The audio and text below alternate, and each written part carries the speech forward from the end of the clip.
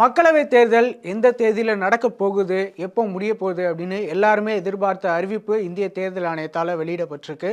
தேர்தல் அப்படின்னு வந்தாலே முக்கியமான விதிகள், தேர்தல் விதிகள் நாட்டில் அமல்படுத்தப்படும். அதில் நீங்கள் தெரிஞ்சுக்க வேண்டிய 10 விதிகள் என்னென்ன அப்படிங்கிறத இந்த வீடியோவில் பார்க்கலாம். தேர்தல் ஆணையத்தால் எலெக்ஷன் டேட் அறிவிக்கப்பட்ட உடனே இந்த தேர்தல் ஆணைய விதிகள் அமலாகிவிடும் எல்லா மாநிலங்கள்லையுமே. அதாவது இப்போ நான் சொல்ல போகிற எல்லா விதிகளுமே இப்போது அமலில் இருக்குது. தேர்தலில் போட்டியிடுற வேட்பாளர்கள், அரசியல் கட்சிகள் இதை கட்டாயம் பின்பற்றி தான் ஆகணும். அதை மீறுற பட்சத்தில் அவங்களுக்கு தேர்தலில் போட்டியிட முடியாத சூழல் கூட உருவாகும். விதி 1, ஆட்சியில் இருக்கிற அரசாங்கம் அரசால் நிர்வகிக்கப்படுற எதையும் பயன்படுத்தக்கூடாது. அரசு பணமாக இருந்தாலும் சரி, அரசு அதிகாரிகளை தங்களுடைய வேலைகளுக்கும் பயன்படுத்தக்கூடாது. குறிப்பாக அரசியல் கட்சிகள் யாருமே இதை பயன்படுத்தக்கூடாது. ஆளுங்கட்சி எந்த அரசு நிகழ்ச்சியுமே நடத்தக்கூடாது அப்படிங்கிறது ஒரு முக்கியமான விதி.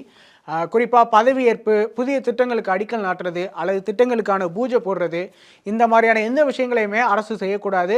ஒரு அரசினுடைய வாகனம், கட்டடம் அல்லது விமானம் எதையுமே ஆட்சியில் இருக்கிற அரசாங்கம் பயன்படுத்தக்கூடாது.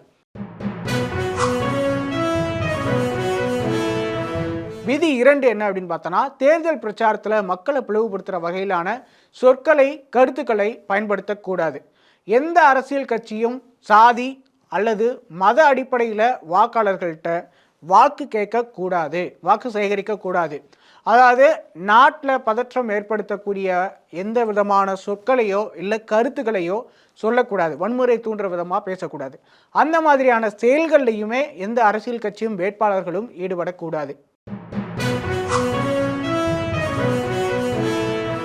விதி 3, எல்லாவற்றுக்கும் அனுமதி முக்கியம். ஒரு கட்சியோ அல்லது ஒரு வேட்பாளரோ பரப்புரை பண்ணுறதுக்கு முன்னர் காவல்துறையிட்ட அனுமதி வாங்கணும். அது பேரணியாக இருந்தாலும் சரி, ஊர்வலமாக இருந்தாலும் சரி, பரப்புரை அப்படி எதுவாக இருந்தாலும் சரி, கட்சி கொடிகள், பேனர்கள் வைக்கிற விஷயங்களாக இருந்தாலும் கூட அனுமதி வாங்கி தான் அதை செய்யணும்.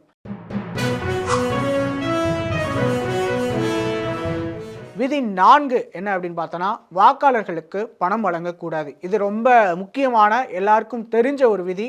நேரடியாக கையில் வழங்குறது மட்டும் இல்லாமல் ஜிபே, ஃபோன்பே இந்த மாதிரி ஆன்லைன் டிரான்சாக்ஷனுமே பண்ணாலும் குற்றம்தான்.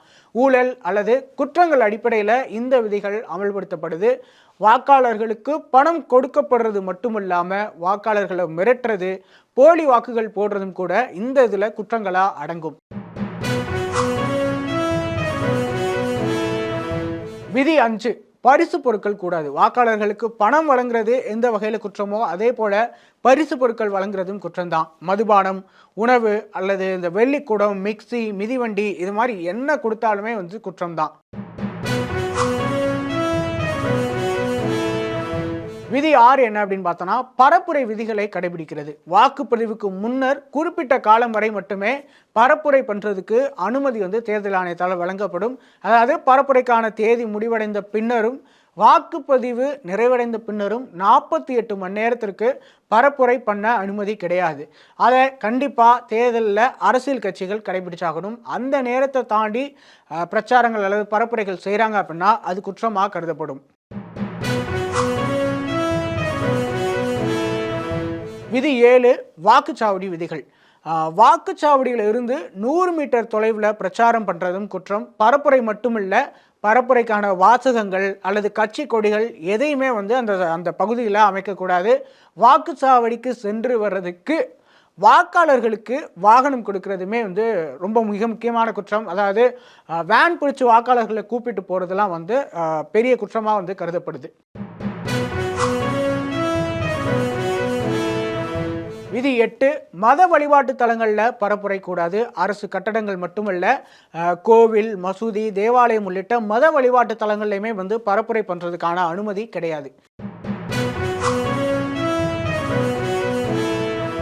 விதி 9, தேர்தல் பரப்புரையுடைய கட்டுப்பாடுகள்.